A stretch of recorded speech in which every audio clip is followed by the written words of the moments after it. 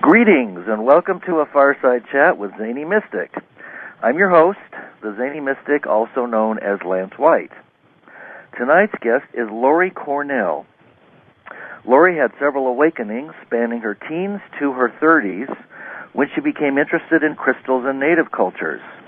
At 32, she made her first drum and attended a number of sweat lodges.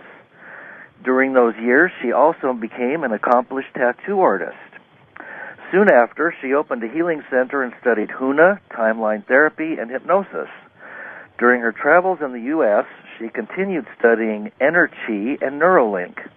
The next 4 years were spent eagle dancing, tattooing, teaching, sharing, along with counseling, massage, and healing. She now hosts Community Sweats and has both businesses run from her home, where she can, as a single mom, homeschool her 9-year-old daughter, Ravyn. So let's welcome Laurie to the show now. Hi, Laurie. How are you? Hi, Lance. I'm great. Thank you. Good. I really like your website. I think it's quite beautiful, and I love the music on it. I think I told you that already. Yeah, thank you. Yeah, it's called A New Dawn, and it really means a lot. It's a beautiful piece. I'm going to write that down because I want to check that out. And just so people can check out your website if they're listening, give us your website right away, will you? It's www.forthehealthofitlive.org. Okay. forthehealthofitlive.org. Wonderful. And I love the pictures of Ravyn, too. This is a really interesting story. I wanted to kind of touch on it. Apparently, you were carrying Ravyn when you went through all of your courses and while she was in the womb. Yeah. And I totally believe that everything that happens to the mother is translated into, it's all picked up. It's like a blank slate. Did you by any chance have any telepathic communications from her before or during your pregnancy? Not that I remember. The only thing that I remember was getting kicked at the end going, "That's enough tattooing now, Mom." I was working up until the last week and a half of pregnancy. Oh, geez. Yeah. Yeah, no, we took Huna and timeline therapy and lots of Empowering Your Future courses, which does all the clearing, like of anger, sadness, fear, guilt, and hurt, and NLP. And what it does is just she gets all that, and it's so like getting a 2-for-1.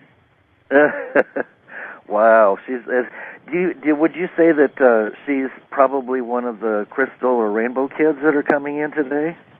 I would say so. When she used to be in the daycare, some of the people in there, they'd go, "Oh, I got a headache," and she would go, "Oh, I'd fix that for you," and she would do her little thing, and they couldn't believe that it was actually gone. Wow. So whatever she got her Huna beads at 5 months in the womb and got initiated, and the teachers, I looked at them and they're like crying, and I'm like, "What's going on?" I asked her afterwards, and she goes, "That was as close to God as she's ever felt." The energy that was coming through into Ravyn was amazing. Wow. Yeah. Wow, I've got goosebumps. I have pretty goosebumps. amazing. Yeah, she's been tree girl 3 years in a row at the Sundance, and this year I got to Sundance with her, so it was beautiful. Wow. And I saw her on your site, you have a little drawing that she did, and it's just so adorable. Where she explains what's on it and what this is and what that is. She's a beautiful girl, just absolutely. Yeah. I mean, angelic. Yeah. I'm pretty lucky. How old is she today? She's 9. She's 9. Okay, good. Yeah. Well, she's going to be quite something when she gets a little. Well, she's something now. Yeah. Yeah, she's pretty amazing. Yeah. You mentioned having had several awakenings starting around your teenage years into your 30s.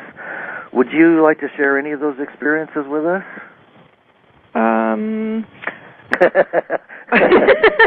No. Nobody's ever said no yet. Yeah, well, I'll share them, but it kind of lets you know where I was at. I had a bit of a hard life. I left home when I was 11, and so I went through lots of transitions all over the place, and one time it was like, I was having a hard time on doing drugs and stuff, and it was like all these demonic stuff was coming at me, and I was like praying to Creator, to get me out of this situation, and I'll do anything you want, and I got out of it, and wow. It's like, okay, I went on that path, and I went down a few other things like that, and one time I was doing the same thing again. That was right before I made the first drum, and I was standing out in the snowbank going, you know what, Creator, I can't do this anymore. Like, please help me out. And one of the things that I got was I got this word, and it was purr. That's all I got of the word. And so what happened was I ended up breaking up with my boyfriend at the time, and he moved out of my tattoo shop. And then right after that, 6 months, that was 6 months it took me to do that, and right after that, the word came, and it was perseverance. And the vision that I got 6 months earlier, that vision that I had was of me being a medicine woman, and the purr word, and that was it. So for 6 months, I'm like, what's that word? And then it finally all came out, and it's like, okay, that's great. Wow, yeah. That's wonderful. Well, you're not the only one that had a hard time. I have a feeling that a lot of us that are now, I guess you could say we're on the cutting edge of the awakening process, because there's more and more of us. We're all in it, but many of us have been rebellious all our lives, and we never fit in anywhere. Yeah, I don't know if you felt that way. True. Oh, yeah. Totally. Yeah. Totally. Well, I know I didn't, and then I had I had about 20 or 30 years of alcoholic and drug abuse and things like that. So I had quite a bit of that, and it's just a miracle that I pulled through it. It's amazing, isn't it? Eh? Yeah, it is. Well, I had like an angel visit me through somebody else who was quite psychic, and he said, "I'm here to warn you."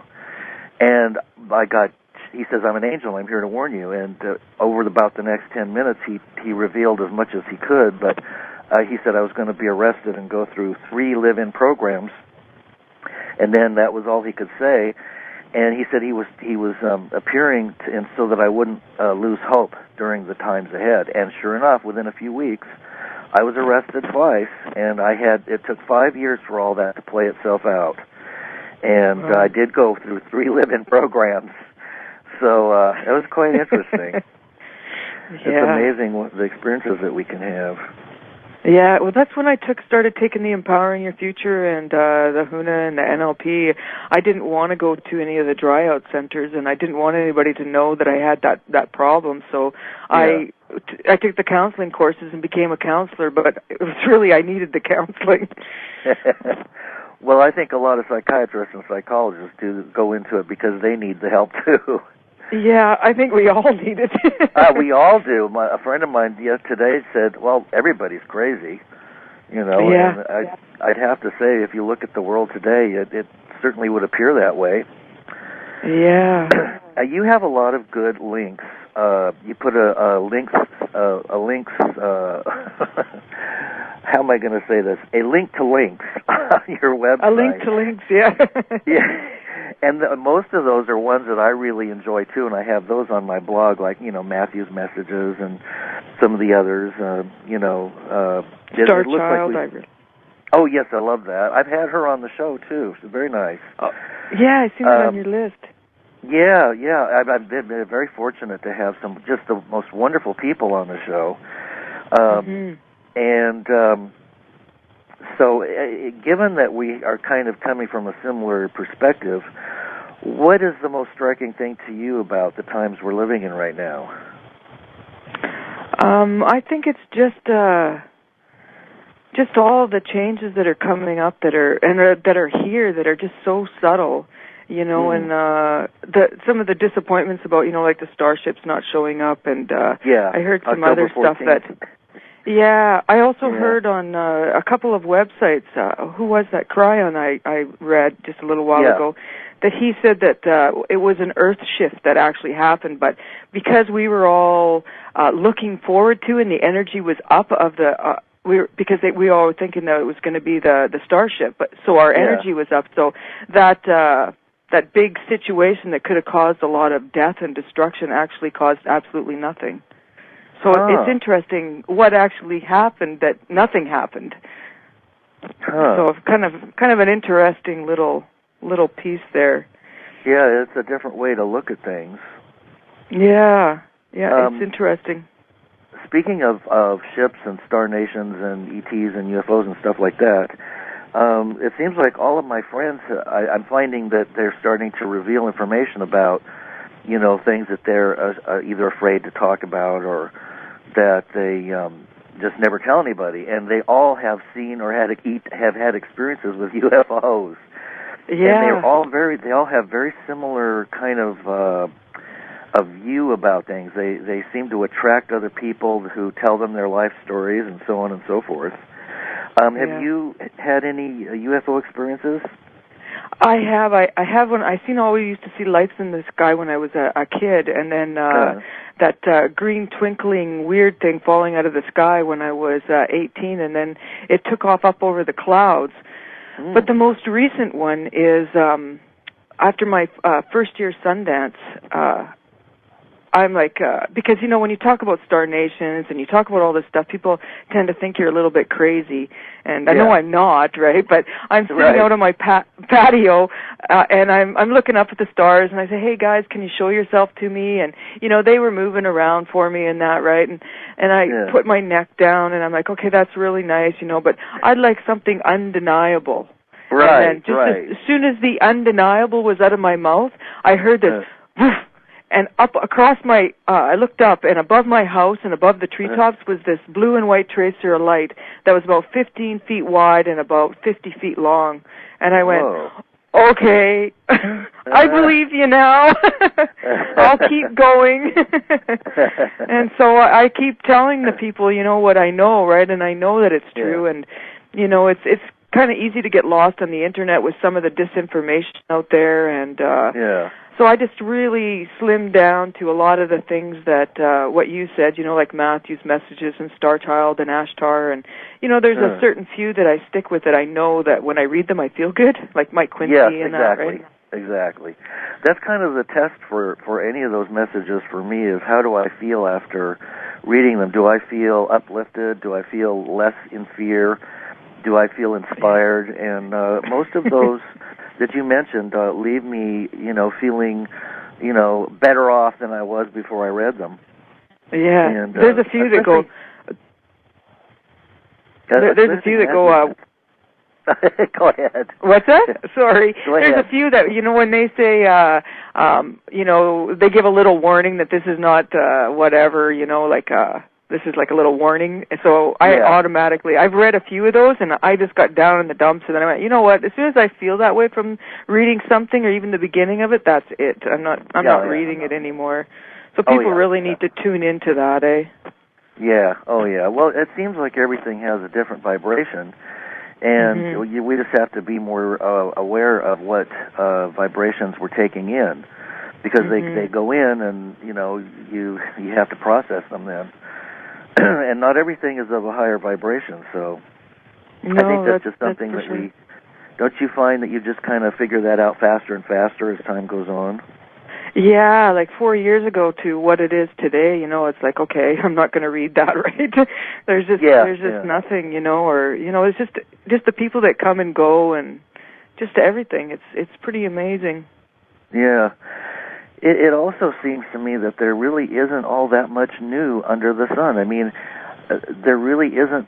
It seems like we're always poised or on the verge of some major breakthrough or some major shift, and I do feel some of these shifts pretty strongly, but I mean, it's like what you said about, show me the money, something undeniable. It's, I guess maybe the financial collapse is part of it, if you take that as part of the Mayan calendar energies, that would certainly fit in with that. And I think you follow that to some extent, don't you? The Mayan prophecies a little bit. Yeah, because it's 2012. I was on a show called Perspective, and I have a little clip on YouTube under my name on there. I'm on it there again, and I'm talking about the Mayan calendar, and that should come out sometime in January. And oh, good. There was other people on there. I says, "Who's on here?" And he goes, "There was a lot of religious people, and what they were talking about was a lot of doomsday, Armageddon, Obama is the Antichrist and stuff." And for me, it's like I got the last 3 minutes of the show, but it's like a really good 3 minutes because it's like. I'm saying, well, everything is all there, like if you want the Antichrist, when was that? It was 2000, Y2K, and what happened in that year? Bush got elected. Yeah. And really without Bush, where would we be, right? As he had to play the bad guy, right? So we would all wake up. Exactly. Yeah. Exactly. And Shakespeare said it such a long time ago that this is a play. All the world's a stage, and we're just players on it. So I've begun to see, that everybody's playing their part, And but it does feel. Go ahead. No, go ahead. Well, it does feel that the energies are shifting along with as many people talk about. They're exponential as we get closer to 2012. Mm-hmm. And this is supposed to be a year of 11, so it should be really interesting to see all these things that we've been promised and everything is supposed to unfold in this year, and that's going to be really interesting. I just wanted to share a story, if that's okay, Lance. Absolutely. It was about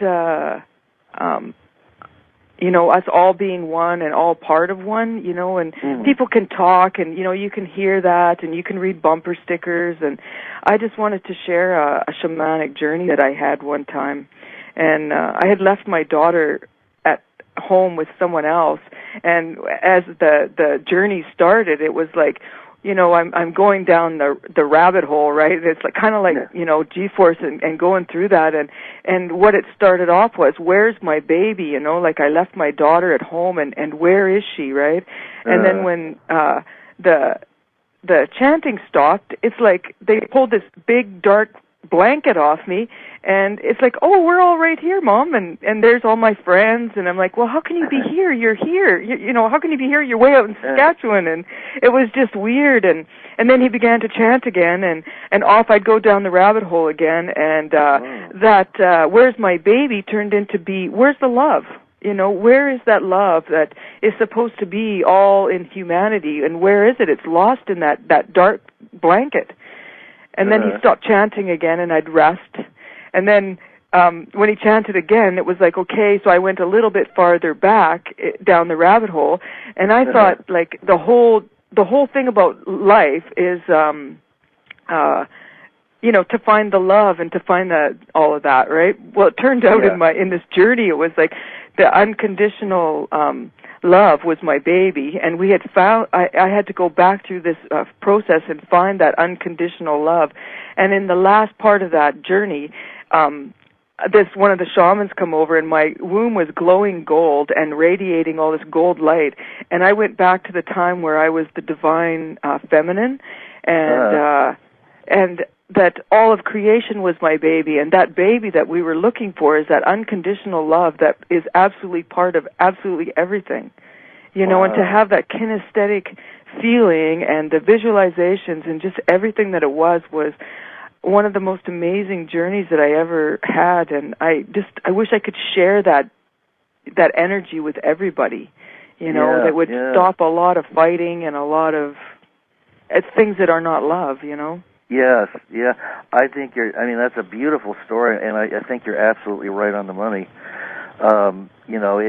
Everything that happens to me now, it all seems to come back to the unconditional love. And I just have to keep peeling away the layers until I get there, and then it's like, oh, I just needed to open my heart. Yeah. That's a tough thing to do sometimes. Yeah. And I sometimes I think that the feminine half of the women have a closer connection because they're more closely in tune with the intuitive side, and plus the ability to directly connect to birth that's a process that, even if we've incarnated as women before and we've had children, I mean, still, in this lifetime, I'm a man, I'm in a male body anyway, and fortunately I've been able to develop or work on my feminine half to a great extent. So That's a wonderful thing. Yes, it is. It's quite fun, too. And so I tend to see things from a more balanced perspective, and I can see that that's what's missing. It's the love, the unconditional love, and it just seems like we're going to have to reach a point where things get to where we just have to make that choice. That is the only choice. Do you want to continue on with this ridiculous warring and fighting and over provinces and property and possessions, or do you want to move on to a new future? Yeah. And, I do think that some people say that the Earth is evolving into the next dimension. Yeah, that's ascending, Yeah, so I mean, that in itself is pretty mind-boggling. If this is another one of those periods of time that recur throughout the billions and trillions of years of creation, then we're poised on the verge of being able to get out of our cocoons and fly like butterflies, or like angels, or like the divine, magnificent beings that we are. Yeah, I can't wait. I know. Take a trip and leave the planet on our own accord, eh? Yeah, exactly. Exactly. It's just amazing, all these gifts. Like, we can't even imagine what's in store, But just if you ponder that, and you ponder the unconditional love, and to know that we are just love and light, and that we can go anywhere and do anything, like so many people are caught in the 3D world of, fear and material and all of that, and just, it's, people just need to let that go, Yeah. Well, I think that, don't you feel that a lot of that has been intentional conditioning from the people who pull the strings at the top? Oh, for sure. It's interesting. Well, it's all a big play, right? It's how far into the darkness do you want to go, right? Right. Have you ever heard of Lloyd Pye's stuff? Where he talks about the Anunnaki and Sumeria? I don't think I have. Yeah, he's on the internet, and he talks about the Anunnaki and where we actually come from. That they come for the gold here, and it's an interesting, because scientists always says, okay, well, we come from the ape, right? We started walking upright, and so what his theory is we didn't come from apes, right? The Sumerians mined the gold like 400,000 years ago. They come here and they mined the gold in Sumeria, which is the southwest part of Iraq, I think is what it is. And then when the gold ran out there 150,000 years later, the next big deposit was South America.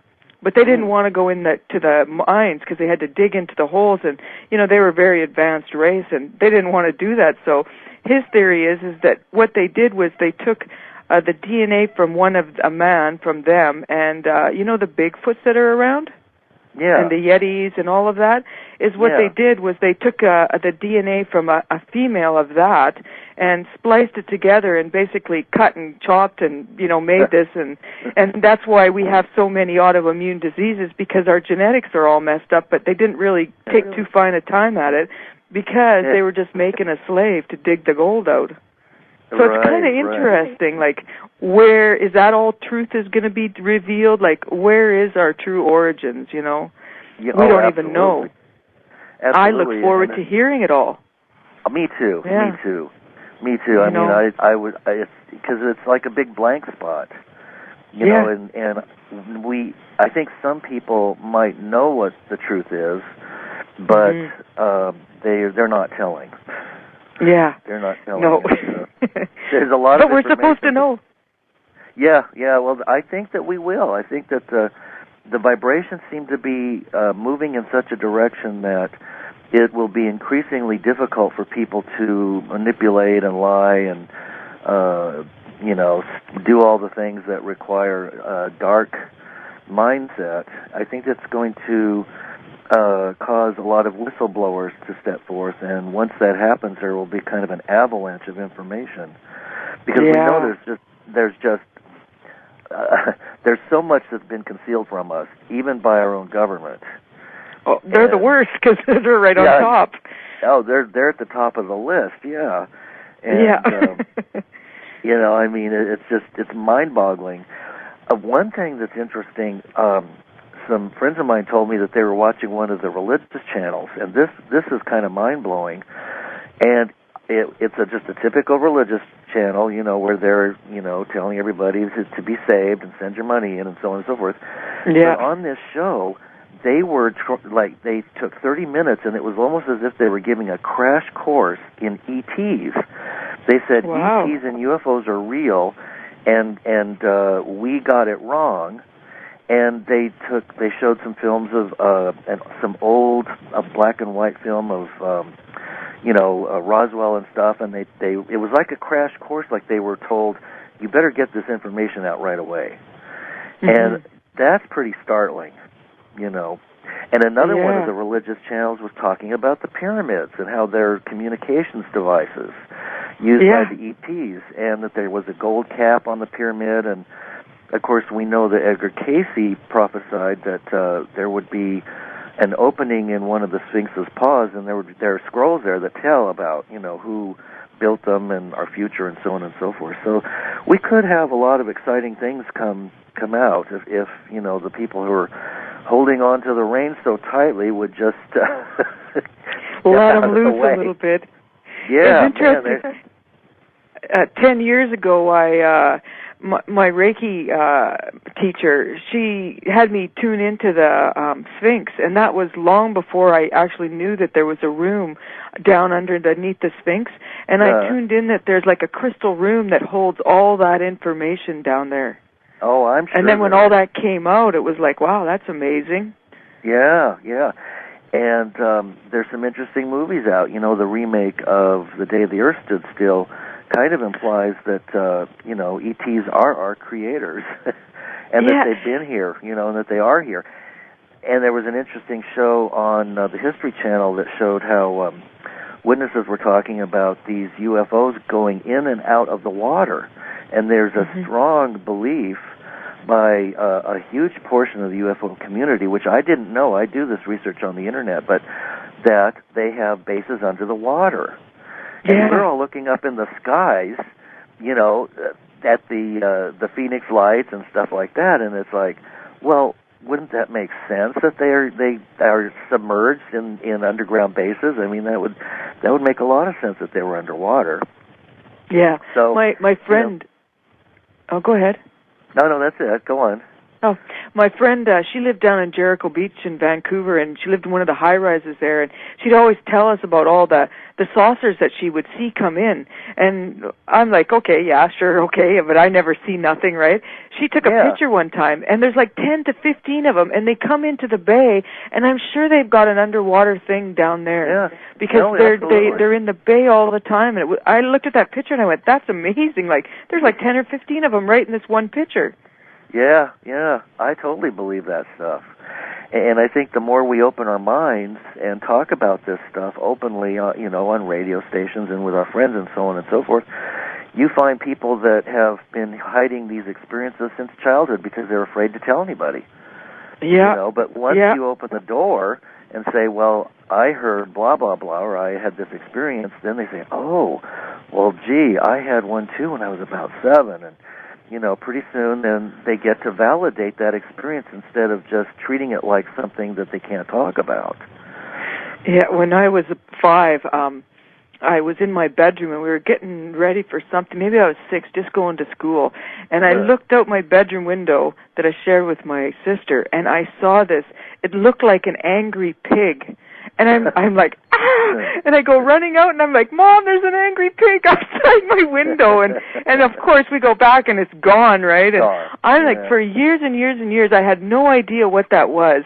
And one of my elders, I told him that story, and he goes, oh, he says, you seen the pig people? And I'm like, so that was real? Because it was just so ingrained in my head that it was really an interesting, it just stuck right there. Wow. But it was true. Yeah, well, I believe you. I totally believe you. And, I think most people have had some kind of supernatural experiences. And now a lot of people are seeing and taking pictures of orbs. I mean, all of a sudden it's like everywhere you look, people are saying, oh, look at all these orb pictures. Yeah. And it's quite amazing, a lot of amazing I've taken stuff. pictures of them. Have you? Yeah, I've taken pictures of them. I was up at my friend's place up in Savannah. They own the Vedette Lake Gold Mine Resort, and they have this place. It's separate from the resort, but it's a little place up on top, and I guess the monks were going to make they wanted to make a monastery in there, but they never did, and they call it the center of the universe, and there's a article on it and that, and I was up there with her husband and our 2 kids, and I saw this osprey come out, and I had just a little, the cameras that you can buy that are disposables. I had that, and so I saw that osprey come out, and I'm like, oh, come here, just come a little closer overhead, because I didn't know what kind of picture that it would take. And so I go to stretch my neck, and I look again, and here's another one, and I'm like, hey, could you come up here? I want to get a picture of you guys together, right? And so they did. They come together right over top of my head, and I took a picture. And when I got it developed, there was this orb of light. It wasn't round. It was sort of oval but funny at one end, and like little light things coming out of it. It was like 5 times the size of the bird. It's actually on my website. You'll see it on there. I think it is. It was before I changed it. Oh, yeah, it was amazing. It was just like the birds listened to me and come together, and then there was that picture taken, and it was amazing. Wow. Well, you're heavily involved with the shamanic experience and indigenous native spirituality and stuff like that, and I really feel an affinity for all of that, and that we can communicate with, everything is spirit, and you just have to treat it with respect and talk to it like it's, like you would talk to anything else, and it's amazing, we've probably lost so much of our ability to communicate with the world around us because we're so disconnected. Yeah. But I live in the country, so it's slowly coming back. But honestly, I don't know how people who live in cities and have to maintain 2 or 3 jobs. I don't know how they can do it. It's no wonder people have no time for, spirituality or connecting within or, discovering the magic of life. It's because it's been drained out. Somebody pulled the plug, They keep them busy. They keep them busy, exactly. The powers that be keep them busy, saying you need to have this much money and you need to have this and this and this and this. Myself, I live in the city, but I live in a park, and I have another park right across the street. So I have actually 2.5 acres in the park, and I'm really connected to nature. And I have coyotes and bears, and but still I'm in the city. But the bear that came here in the summertime, and it was across the street in the other park too, and then at a little ways, few miles away, I guess it went up the power lines, and some lady found it in her yard and phoned those guys, and it had been tagged twice. They took it 200 miles away, and it came back, and so they killed it. And it's like that thing was all over in my backyard. It was all over in the park. It never hurt nobody until this lady, disconnected from nature, decides that she's gonna dispose of it. That's sad. That is really sad. Yeah, I have the eagles. I have eagles around here too, and they sit in the tree across from me. Yeah, when I put a sweat lodge together, they come and they see and check it out. But in the last week or so, I've had Ravyn come in today when I was tattooing, and she says there's 3 eagles in one tree and another in another tree. And there was a little, we call it a Wombly Glushka. It was a young, immature eagle sitting in the tree, and it was really big. And I was on my way out to go. I have to back up out of my driveway and then drive out the gate. And as I was backed up, I was going to put it in drive, and I could hear like the eagle talking to me. And I'm like, oh, wow, that's interesting. And I look up, and then I look back, and there's this great big tree had broken off in the windstorm the night before and come down, and it was across the road just behind me and smashed my fence all to pieces. And if he hadn't have said something to make me look, I would have wandered away, and then my dogs could have gone out and stuff, right, because I have quite a few dogs. So it's like, okay, what's that eagle talking to me for, right? There's something he wants me to know, right? Yeah. So people need to really tune into that. Absolutely. There. One time, not too long ago, there was a bird that was just making a big ruckus outside, and it sounded like it was really upset. You know, I was getting the feelings from it. You know, because I'm empathic and I just feel these things. And so I went out and I said, "Well, what's the matter? What is it?" And it was just so upset. And so I looked down, and apparently a cat had killed a bird, and it was just laying there dead. And I said, "Oh, I'm so sorry." And so I picked it up gently, and I moved it to a spot where I could bury it and put a little, flower on the grave, and it was happy. You know, it flew off, and all the birds were happy then. Cool, it's funny, those little things that you I don't know why I did that, but it just felt right, you know? Yeah. I took a course one time communicating with animals, and when I come home, I had this big golden lab Great Dane. She was such a sweetheart, and I'm sitting in my chair, and she's sitting beside me looking at me, and I says, "Hey, Kasha," I says, "if you can understand me, put your paw up on my knee." She lifts her paw and puts it on my knee. I'm like, wow. Are we people stupid or what? Yeah. They know exactly what you're doing. Yeah. Sometimes I have a little Jack Russell Terrier, and sometimes I think she's smarter than I am.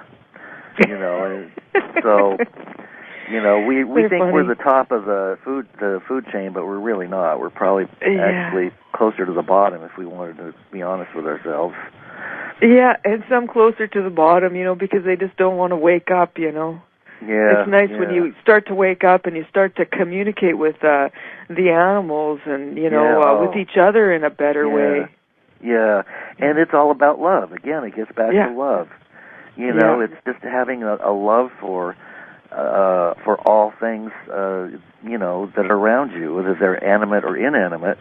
Even little spiders, I find myself doing silly things like scooping them up and taking them outside, or picking them up with my fingers and just, I don't do that. I'm a little freaked out of spiders, but I do the right thing, and I put them outside. My daughter makes sure I do too, and it's like, I still don't like to touch spiders, but I do the right thing. Yeah, well, they're not real lovable. I mean, it's not like you can, they purr, or they don't sit up and they don't do tricks and things, but they're, sometimes I have a connection to them, a weird connection. Yeah.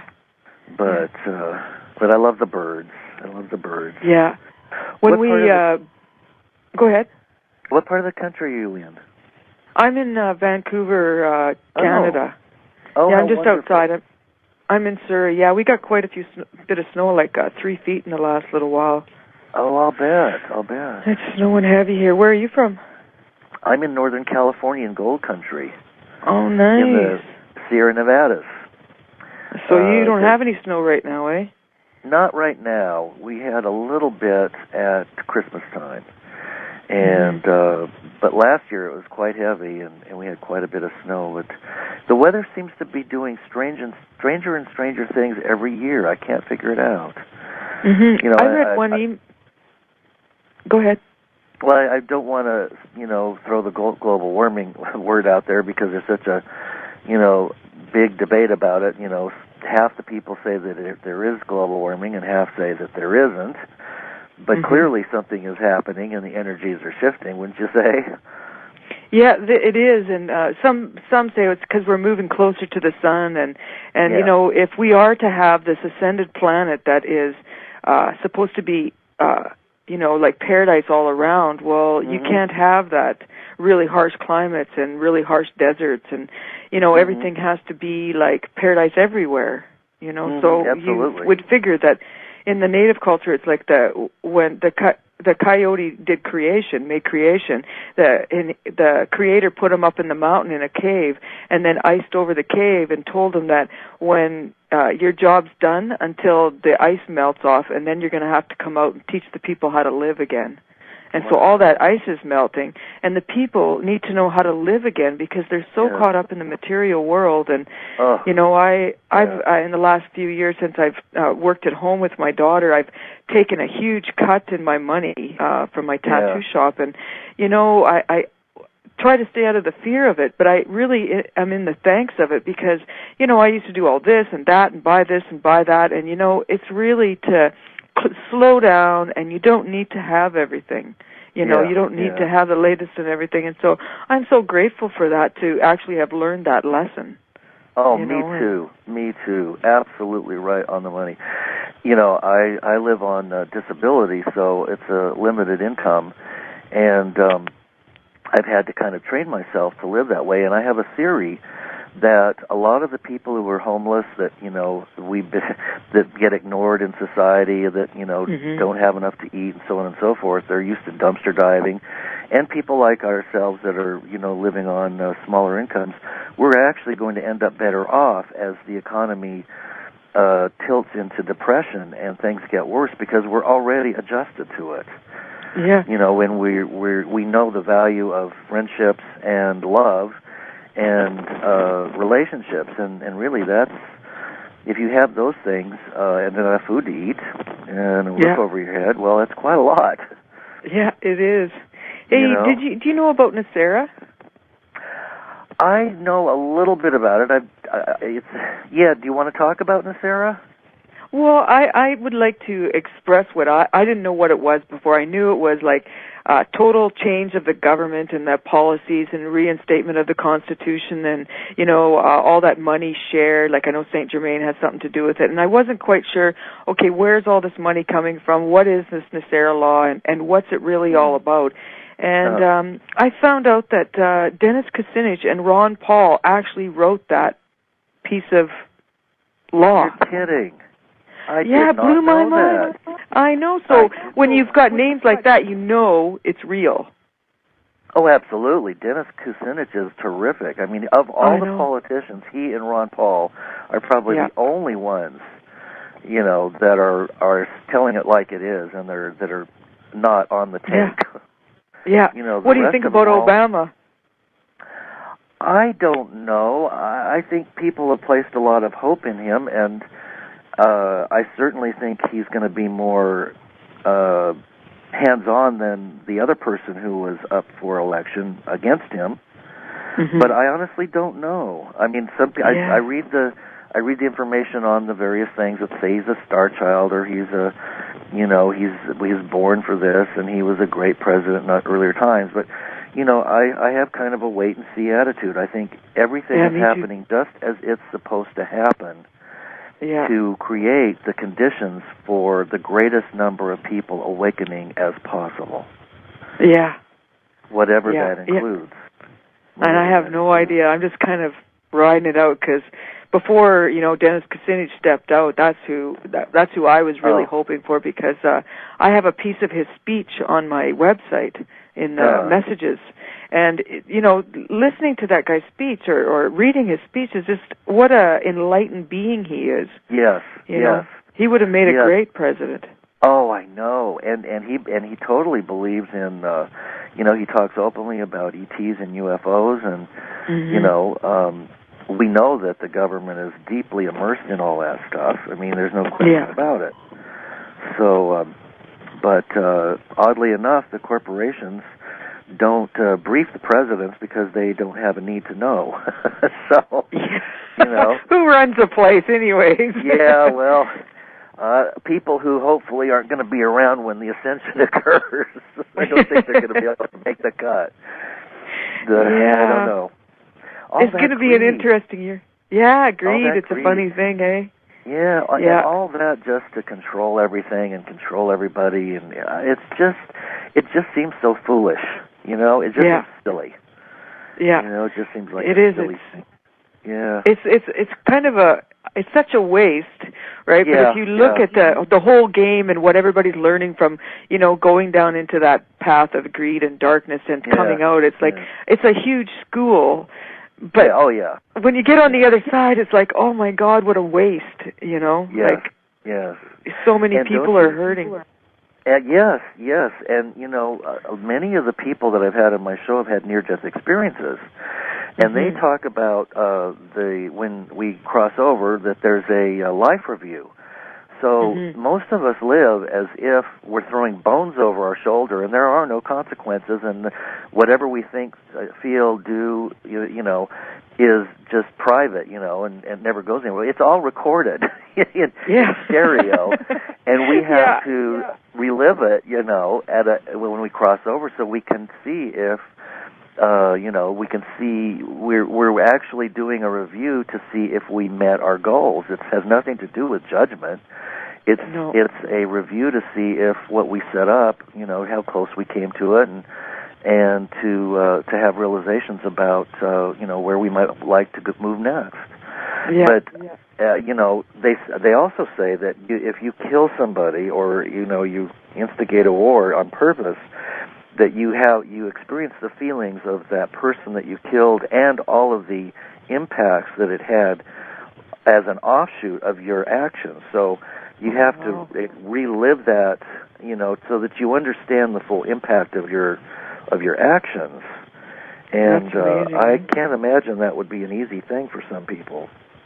No, for sure. I'd much rather live a life of, love and light and, compassion and, going in a direction of selflessness and service to others, and non-materialism, because it just seems like it's so much more rewarding in the short and the long run, It's just magic starts happening. Don't you find that?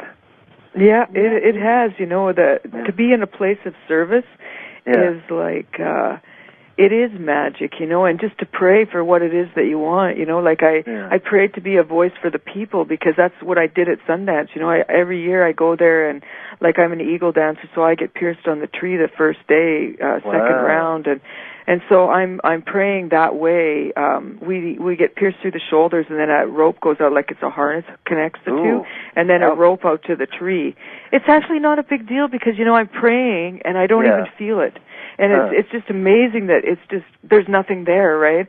And so I go and I dance out at the end of that rope for 4 days, and it's to pray to be in service. And after I finish my 4th year Eagle Dance now, it's like I want to be a voice for the people to wake up and what can I do? And then I went to in September I went to a shamanic workshop, and I helped do the fire for him, keep the fire for the sweat lodge. And when I got back from that, Ravyn comes out with the phone and she goes, "It's Randall Mark from Perspectives, and he wants you on TV." I'm like, "What? Who's that?" And I'm trying to talk to him, and nothing's really registering because I'm going, "Randall Mark, I know that name, right?" And I had to let's slow down. Here's the number. Here's the name. And I hung up and I went, "Randall Mark, that's that guy from The Standard, and it's a show up here, and it's like a social thing. It's kind of like a part religious in that. But at the end, they always had this interview with In People. It was like a cut off another show, and I'm like, I got to get on that show and tell my perspective, because religion doesn't take into view the light workers or any of that kind of stuff. It's sort of, that's not even mentioned anywhere. Yeah. And so I kind of never watched that show anymore. And then when this Randall Mark comes from Perspectives, I kind of had to laugh because I always wanted to tell my perspective, and there he is phoning me to tell me that he wants me to be on his show.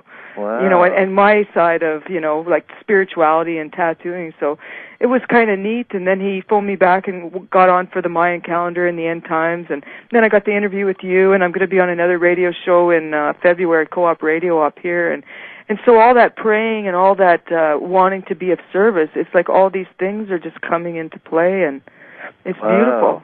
That's awesome. I feel, awesome. I just feel like it's time. And I have no idea how, sometimes I will pursue guests because I just have a feeling that they're going to be interesting. Sometimes people recommend them, but it's almost as if they just kind of are delivered. Yeah. It's like Spirit shows me, okay, this is the next person you're going to have on the radio show, and I just, I've just gotten used to the idea that, so the right person will show up and they'll be perfect, That's cool, isn't it? It is, it really trusted. is. Now, do you talk to the shamans, some of the Native American shamans, or? Yeah, my Sundance chief and that, yeah. And there's, other ceremonies. Do they talk much at all about the changes that are coming? Well, I didn't talk to Kevin a lot, my Sundance chief, because, again, there's that Star Nation stuff, and I don't know what he knows. But when I did talk to him, he actually knows quite a bit. I don't know what he knows about the shift, but, my other friend Daryl, too, he doesn't know anything about the Star Nations or anything that I know about, but he can feel the shift in the earth and the animals and all of that, and he's right in tune with that. And he says, I can't understand when I send him the emails that I know, and he goes, I don't understand that, but he says, I know when I tune into nature that shift is coming. So he totally feels it, even though he knows nothing about none of the rest. Yeah. So it's there if they want to tune into it, Yeah. But the truth is out there.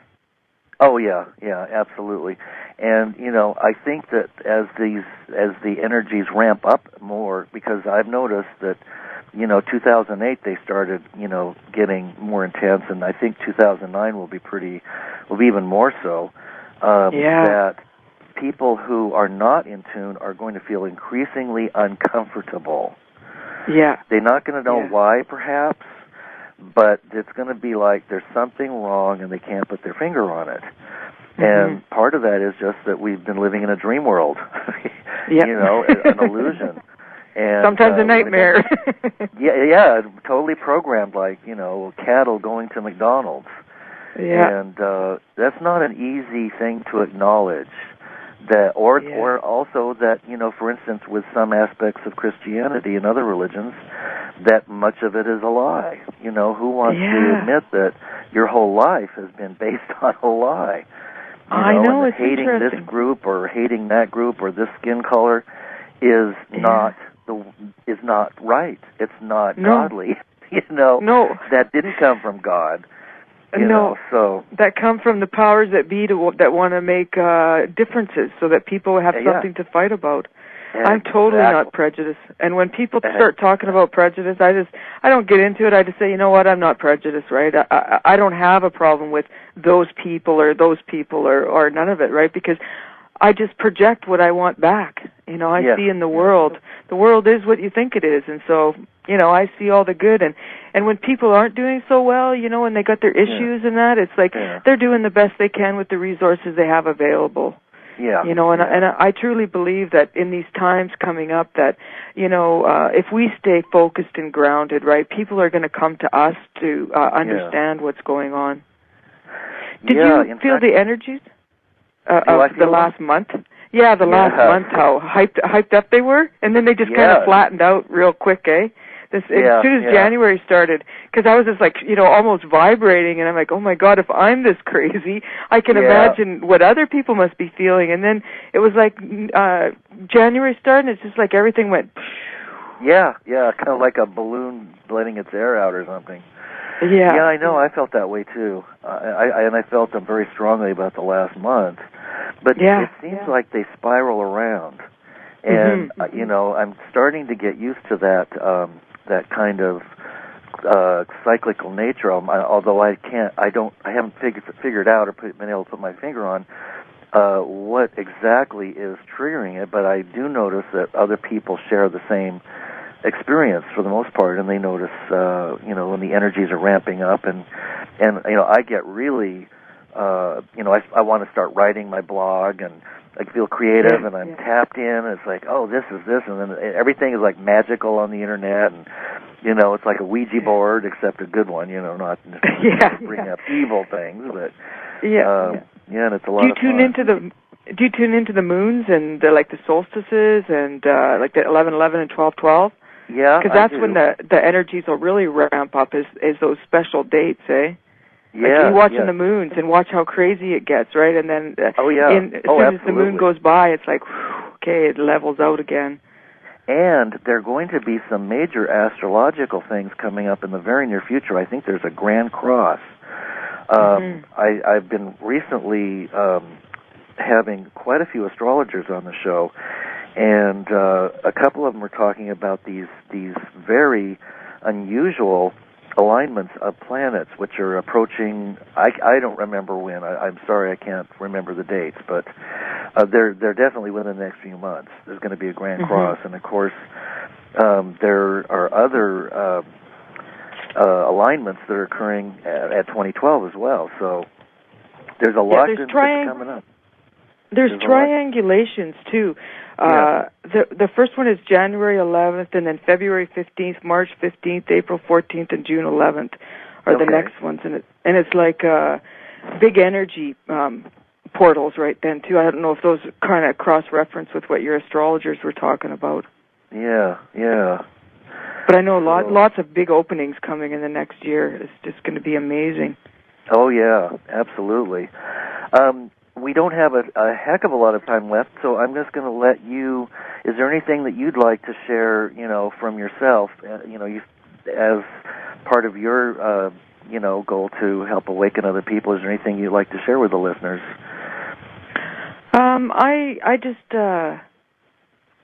I just would love if everybody, put their differences aside and just looked into their hearts and,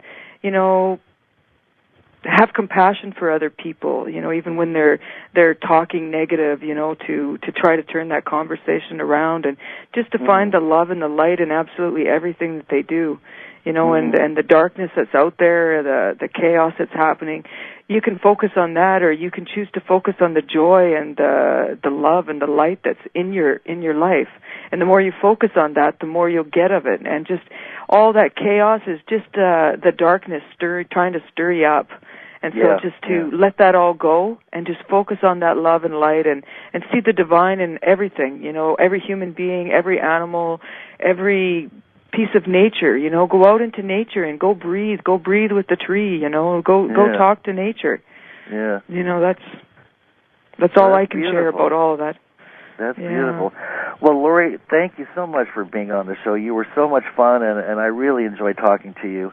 And before we go, will you mention your website one more time so people can go there and check out the interesting stuff the links and the stories and things? Okay, great, Lance.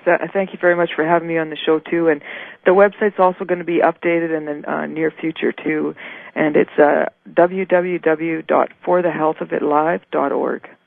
Thanks, Lance. And it's a beautiful site, and it's well worth the visit. So I encourage everybody to go check it out. You've done a terrific job on it. And I wish you the best and lots of love and light.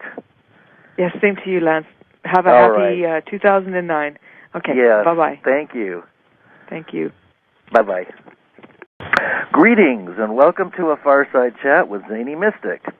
I'm your host, the Zany Mystic, also known as Lance White. Tonight's guest is Laurie Cornell. Laurie had several awakenings spanning her teens to her 30s when she became interested in crystals and native cultures. At 32, she made her first drum and attended a number of sweat lodges. During those years, she also became an accomplished tattoo artist. Soon after, she opened a healing center and studied Huna, timeline therapy, and hypnosis. During her travels in the U.S., she continued studying Energy and Neuralink. The next 4 years were spent eagle dancing, tattooing, teaching, sharing, along with counseling, massage, and healing. She now hosts Community Sweats and has both businesses run from her home, where she can, as a single mom, homeschool her 9-year-old daughter, Ravyn. So let's welcome Laurie to the show now. Hi, Laurie. How are you? Hi, Lance. I'm great. Thank you. Good. I really like your website. I think it's quite beautiful, and I love the music on it. I think I told you that already. Yeah, thank you. Yeah, it's called A New Dawn, and it really means a lot. It's a beautiful piece. I'm going to write that down because I want to check that out. And just so people can check out your website if they're listening, give us your website right away, will you? It's www.forthehealthofitlive.org. Yes. forthehealthofitlive.org. Wonderful. And I love the pictures of Ravyn, too. This is a really interesting story. I wanted to kind of touch on it. Apparently, you were carrying Ravyn. On your site, you have a little drawing that she did, and it's just so adorable. Where she explains what's on it and what this is and what that is. She's a beautiful girl. Just absolutely, angelic. Yeah. I'm pretty lucky. How old is she today? She's 9. She's 9. Okay, good. Yeah. Well, she's going to be quite something when she gets a little. Well, she's something now. Yeah.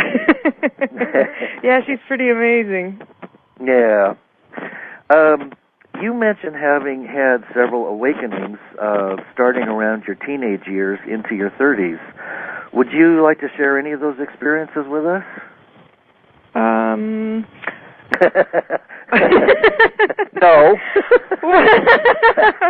Nobody's ever said no yet. Yeah, well, I'll share them, but it kind of lets you know where I was at. I had a bit of a hard life. I left home when I was 11, and so I went through lots of transitions all over the place. And one time it was like,